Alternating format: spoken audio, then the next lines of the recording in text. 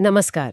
आज हम लेकर आए हैं OnePlus Nord 5 पर हमारी काफी गहराई से की गई पड़ताल। हाँ, बिल्कुल हमने इस फोन को ना पिछले कुछ हफ्तों से खूब इस्तेमाल किया है, हर तरह से चला कर देखा है। सही। और आज हम अपने अनुभव के आधार पर ही बात करेंगे कि भाई ये फोन कैसा है, कहाँ अच्छा है और कहाँ थोड़ा सा फीका पड़ता है। एकदम प्रैक्टिकल बात होगी आज। हाँ, तो ये फोन जो है ये OnePlus Nord 4 का सक्सेसर है। वो करीब साल भर पहले आया था और ये आता है उस सेगमेंट में जहां 30,000 रुपए के आसपास ना गला काट कंपटीशन है। हाँ, बहुत भीड़ है वहाँ। पोको F7 है, मोटरोला H60 Pro, सैमसंग का A36, 5G, iQOO Neo 10R, nothing phone 3A Pro, कितने सारे नाम हैं। बिल्कुल ऑप्शंस की कमी नहीं है। तो आज हमारी कोशिश यही रहेगी कि भाई हमारे इस्तेमाल के बाद क्या ये OnePlus Nord 5 अपनी कीमत को सही ठहराता है इतने सारे विकल्पों के बीच में। यही जानना सबसे जरूरी है। कीमतों की बात कर लें जल्दी से, तो जो बेस मॉडल है 8GB रैम 256GB स्टोरेज, वो है 31,999 रुपीस का। ठीक है। थोड़ा ज्यादा पावर चाहिए तो 12GB 256GB वाला है 34,999 रुपीस का। ओके। और एकदम टॉप वाला 12GB रैम और 512GB स्टोरेज, वो 37,999 रुपीस का है। ठीक है, प्राइस रेंज समझ आ गई। तो चलिए शुरू करते हैं फिर अपनी फाइंडिंग से। सबसे पहले बात करते हैं डिजाइन और बिल्ड की। दिखने में तो अच्छा है, हाँ, कलर तो हटके है। लेकिन हाथ में लेते ही ना कुछ चीजें नोटिस होती हैं। जैसे इसका बैक पैनल ग्लास का है और फ्रेम प्लास्टिक का। ये Nord 4 से अलग है। हाँ, याद है Nord 4 का एल्यूमिनियम फ्रेम, वो हाथ में ज्यादा प्रीमियम लगता था, ज्यादा मजबूत सा। सही कहा, मेटल की फील अलग होती है। ये ग्लास बैक थोड़ा फिसलता है क्या? हाँ, बिल्कुल थोड़ा फिसलता है। ईमानदारी से कहूँ तो बिना कवर के यूज करने में डर लग रहा था थोड़ा, तो हमने ज्यादातर वो साथ में जो TPU कवर आया ना, उसी के साथ यूज किया। अच्छा, ये डिजाइन चॉइस इंटरेस्टिंग है। ग्लास आजकल ट्रेंड में तो है, पर वो मजबूती वाली बात, मेटल फ्रेम में ज्यादा कॉन्फिडेंस आता है शायद। हाँ, एक तरह का ट्रेड ऑफ है। लुक्स शायद बेहतर लगते हों कुछ लोगों को, पर प्रैक्टिकलिटी मेटल में ज्यादा थी। बिल्कुल। और साइज और वजन का क्या सीन है? भारी लगता है। देखो, वजन तो है, 211 ग्राम का है।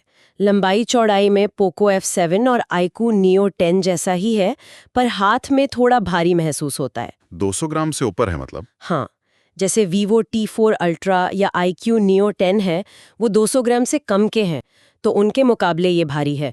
और स्क्रीन भी तो 6.83 इंच की बड़ी है। ओहो, काफी बड़ी स्क्रीन है। हाँ, तो एक हाथ से पूरा कंट्रोल करना थोड़ा मुश्किल हो जाता है। टाइपिंग करते हुए या ऊपर से नोटिफिकेशन खींचने के लिए दूसरा हाथ लगाना ही पड़ता था अक्सर। ये तो बड़े डिस्प्ले वाले फोन्स के साथ होता ही है। कॉम्पैक्ट तो नहीं कह सकते इसे। बिल्कुल नहीं। अच्छा, एक और नई चीज है इसमें, प्लस की। हाँ, वो अलर्ट स्लाइडर की जगह आई है ना? एग्जैक्टली। बाईं तरफ है ये बटन, अलर्ट स्लाइडर गया। इसको कस्टमाइज कर सकते हैं अलग अलग काम के लिए। हमने तो प्लस माइंड फीचर लॉन्च करने के लिए सेट किया था। काम की चीज लगती है वैसे। है तो काम की, लेकिन एक दिक्कत आई।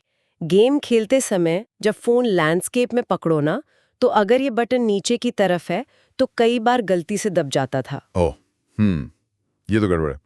प्लेसमेंट का इशू है मतलब। हाँ, थोड़ा सा गेमिंग में ये परेशान कर सकता है। और अलर्ट स्लाइडर का जाना OnePlus फैंस को शायद थोड़ा बुरा लगे, वो तो एक पहचान थी उनकी। सही कहा। खैर, पावर और वॉल्यूम बटन दाईं तरफ है, उन तक अंगूठा आराम से पहुंचता है। अच्छा। लेकिन वो प्लस की एक हाथ से तो पहुंच से बाहर है। ऊपर IR ब्लास्टर है, वो काम का है। हाँ, रिमोट वगैरह के लिए सही रहता है। और नीचे speaker, SIM tray, type C port, सब स्टैंडर्ड है। प्रोटेक्शन, IP रेटिंग वगैरह कुछ था? हाँ, IP65 रेटिंग है। IP65 मतलब धूल और हल्के पानी के छींटों से बचाओ। ठीक है। हाँ, बारिश वगैरह में थोड़ी देर चल जाएगा। लेकिन जैसे पोको F7 है, उसकी रेटिंग तो जबरदस्त है। IP66, IP68, IP69 तक। ओहो। हाँ, उसके मुकाबले ये थोड़ा कम है, मतलब पानी में डुबा नहीं सकते उसको। बिल्कुल, तो रफ यूज ज्यादा है, तो ये पॉइंट ध्यान में रखने वाला है। सही। चलो अब डिस्प्ले पर आते हैं। कागज पर तो स्पेसिफिकेशंस तगड़े लगते हैं। हाँ, बताओ जरा। देखो, 6.83 इंच का flat 1.5K Swift AMOLED display है। रेजोल्यूशन बढ़िया है, शार्पनेस अच्छी है। 144 हर्ट्ज तक का एडेप्टिव रिफ्रेश रेट है इसमें। 144 हर्ट्ज, स्मूथनेस तो होगी। बिल्कुल। और ultra HDR support, N bit colours, मतलब 1 अरब से ज्यादा रंग। DCI P3 कलर गैमेट भी 100% है। प्रोटेक्शन के लिए गोरिल्ला ग्लास 7 आए। वाओ, स्पेक्स तो टॉप नॉच लग रहे हैं। हमारे इस्तेमाल में कैसा लगा? अरे स्क्रीन वाकई शानदार है, बहुत ब्राइट, रंग एकदम वाइब्रेंट, टेक्स्ट क्रिस्प। बाहर तेज धूप में भी हमें कोई दिक्कत नहीं हुई, सब कुछ क्लियर दिखता था। अच्छा, और बड़ी स्क्रीन पे वीडियो देखने या गेम खेलने का मजा ही अलग था। वो ब्राइटनेस की बात कर रहे थे। 1800 नेट स्पीक ब्राइटनेस है ना इसमें, हाँ, जो कि अच्छी है, बहुत अच्छी है। लेकिन कंपटीशन में कुछ फोन जैसे पोको F7, iQOO Neo 10, मोटो Edge 60 Pro, वो 3000, 4000, यहाँ तक कि 5500 नेट्स तक क्लेम कर रहे हैं। अरे बाप रे, इतना ज्यादा? हम्म, तो क्या असल में उतना फर्क महसूस होता है? देखो, बहुत ज्यादा तेज धूप में या कोई खास HDR सीन देखते वक्त शायद थोड़ा फर्क दिखे, पर सच कहूं तो डे टू डे यूज में 1800 नेट्स भी मोर देन इनफ है, दिक्कत नहीं आती। अच्छा, और वो 144 हर्ट्ज रिफ्रेश रेट, वो हमेशा फील होता है क्या? देखो, 144 हर्ट्ज मेनली तो गेमिंग के लिए है।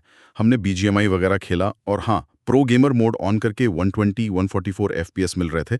स्क्रॉलिंग वगैरह बहुत स्मूथ लगती है। लेकिन नॉर्मल यूज में जैसे ऐप स्विचिंग या ब्राउजिंग में फोन बैटरी बचाने के लिए शायद 120 हर्ट्ज या उससे कम पर ही चलता है ज्यादातर टाइम। अच्छा, एडेप्टिव है मतलब। हाँ, तो हैं जरूर, और गेम्स में फायदा भी है, पर रोजमर्रा के इस्तेमाल में 120 हर्ट्ज और 144 हर्ट्ज का अंतर पकड़ना मुश्किल है। समझ गई। चलो अब आते हैं परफॉर्मेंस पर। ये शायद इस फोन का सबसे बड़ा सेलिंग पॉइंट है। बिल्कुल कह सकते हैं। ये नॉर्ड सीरीज का पहला फोन है जिसमें स्नैपड्रैगन 8S Gen 3 चिपसेट है। हाँ, ये तो बड़ा जंप है नॉर्ड 4 के स्नैपड्रैगन 7 प्लस जेन 3 से। बहुत बड़ा। ये TSMC की 4nm प्रोसेस पर बना है। 3 गीगाहर्ट्ज तक की क्लॉक स्पीड, मतलब फ्लैगशिप के काफी करीब की परफॉर्मेंस। और हमारे अनुभव में तो ये साफ दिखा। हमने इस पर क्या कुछ नहीं चलाकर देखा। Heavy games, Wuthering Waves, COD mobile high settings पर। हाँ, कैसा चला? एकदम मक्खन। 4K वीडियो एडिटिंग एप्स भी ट्राई किए। फोन ने सब कुछ आराम से संभाला। कोई लैग, कोई स्टटर नहीं। ऑक्सीजन OS 15 भी बहुत ऑप्टिमाइज्ड लगा। अच्छा, रोज के काम तो मतलब चुटकियों में हो रहे थे। ये तो बढ़िया है। लेकिन यहाँ एक जरूरी बात बतानी होगी। 8S Gen 3 बहुत पावरफुल है, नो डाउट। पर इसी कीमत पर ना अब पोको F7 और iQOO Neo 10 जैसे फोन स्नैपड्रैगन 8S Gen 4 के साथ आ गए हैं। ओ, मतलब लेटेस्ट चिपसेट। हाँ, तो अगर आप सिर्फ बेंचमार्क स्कोर देखोगे जैसे Antutu, तो नॉट 5 का स्कोर आता है करीब 1.48 मिलियन, जबकि पोको और iQOO 2 मिलियन के पार निकल जाते हैं, 2.06, 2.1 मिलियन तक। गीकबेंच मल्टीकोर में भी यही कहानी है। नॉट 5 लगभग 5100, वो लोग 666900 तक। तो क्या इसका मतलब ये असल इस्तेमाल में धीमा लगता है उन फोन से? यही तो कैच है। बिल्कुल नहीं, असल इस्तेमाल में ये बहुत तेज है। OnePlus ने यहाँ शायद कूलिंग पर ज्यादा फोकस किया है। अच्छा।